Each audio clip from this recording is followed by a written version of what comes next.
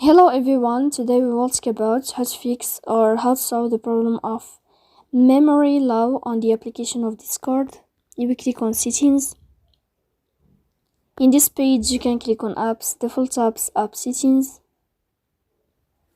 On above you can search about Discord and you will click. Then you can click on first stop and you can click OK. After that you'll enter to storage. Here you can click clear cache. Don't click clear data because that can cause the errors that can delete your account. In the end, you can turn on your airplane mode and you can turn off your airplane mode again to fix that problem. So please don't forget to support us by like and subscribe. See you next time in another video, and thank you for your attention and your watching.